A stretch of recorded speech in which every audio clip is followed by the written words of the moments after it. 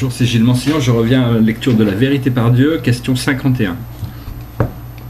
Père divin, il y a des gens qui considèrent que travailler, c'est aussi une manière de pratiquer la méditation. Lorsque l'on se concentre son attention pour s'occuper d'un travail, c'est aussi de la méditation. Mais cette façon de pratiquer la méditation est plus utile à la société que celle de s'asseoir pour entrer en extase méditative afin d'être pur et serein, ce qui ne permet qu'à nous uniquement d'en profiter. Cette pensée est-elle logique ? Nous vous prions de nous le faire savoir. Réponse. Mes enfants, lorsque vous fixez votre attention sur le travail pour accomplir le devoir d'être humain et pour servir la société, c'est aussi une façon de concentrer l'esprit et de s'entraîner à la méditation. Ce fait est juste.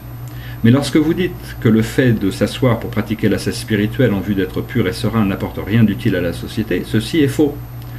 En vérité, un homme qui est parvenu à la quiétude, à l'équilibre, à la lucidité dans son fort intérieur, est alors vraiment bien utile à la société. Ce sont précisément cette lucidité, cette quiétude, qui sont déjà de bonnes conditions nécessaires pour qu'il soit efficacement au service du prochain. Celui qui est lucide, pur et serein contribue toujours considérablement à la joie paisible des autres. Par contre, celui qui concentre son attention sur le travail, mais qui se soucie trop de la réussite et de l'échec, qui s'est trop troublé à cause du travail,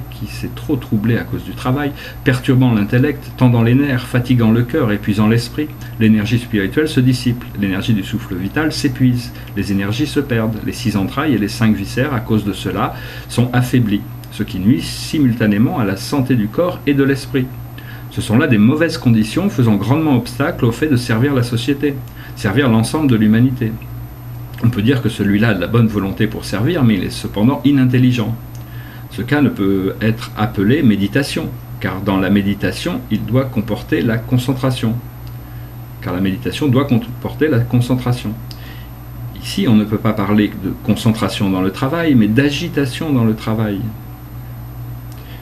Vous devez savoir qu'un homme arrive à accéder à la quiétude, à l'équilibre, à la lucidité lorsqu'il travaille, mobilise toutes ses capacités et sa conscience pour servir, sans relâcher son esprit, sans se retarder, mais sans toutefois être troublé par le travail. S'il y réussit, tant mieux. S'il échoue, c'est normal en ce monde. Il n'est pas pour autant découragé, attristé, perturbé dans son cœur, malheureux dans son esprit. Et cependant, son travail rencontre peu d'échecs grâce au fait qu'il sait garder la quiétude, la lucidité dans le travail. Travailler sans être troublé dans le travail, mais toujours opérer lucidement et comme il le faut, avec toute sa conscience et toutes ses capacités de servir, c'est la façon même de travailler au rang d'être supérieur ayant une connaissance élevée. C'est pourquoi je vous conseille ceci. Même si vous avez beaucoup de travail, chaque jour, vous ferez mieux de réserver au moins 2 heures vers minuit pour pratiquer l'ascèse spirituelle de la contemplation méditative. Ces heures-là sont des moments où tous les êtres se reposent après une journée animée. Puis alors, dans la posture assise de la contemplation sereine, vous allez abandonner toutes les choses mondaines, surveiller votre esprit, garder votre pensée, fermer les 5 sens, rompre avec le monde extérieur pour vous tourner vers l'intérieur, écouter attentivement la voix du vrai moi. C'est grâce à ces minutes que le système nerveux de l'homme peut se reposer. Toutes les fonctions organiques sont tranquillisées, assistées, du fait que vous oxygénez votre corps à travers les exercices respiratoires. Votre organisme est par conséquent plus ou moins purifié, du fait de l'élimination partielle d'une certaine quantité de gaz carbonique nocif. Ceci pour parler du domaine de la médecine pratique. En ce qui concerne le domaine de la science du non-être, c'est le moment où vous faites entrer l'énergie du pur souffle cosmique en la mettant en contact avec le corps physique qu'elle va purifier, dont elle va dégager les blocages, qu'elle va aider à se ranimer, du fait que l'augmentation de la partie d'énergie à l'intérieur de vous à ce moment-là. Car lorsque vous faites usage de la méthode consistant à garder l'esprit, surveiller la pensée, fermer les 5 sens, vos souffles vitaux et votre énergie ne sont pas dispersés. Peu à peu, se rassemblent et s'unissent pour entretenir l'énergie spirituelle originelle afin qu'elle s'accroît et s'affermisse, devienne lucide progressivement, jusqu'au moment où elle a suffisamment de puissance pour détruire la prison corporelle, ouvrir le centre psychique au sommet de la tête, s'appuyer sur l'embryon sacré pour s'acheminer lentement sur l'ancien sentier en vue de retourner au pays originel de jadis.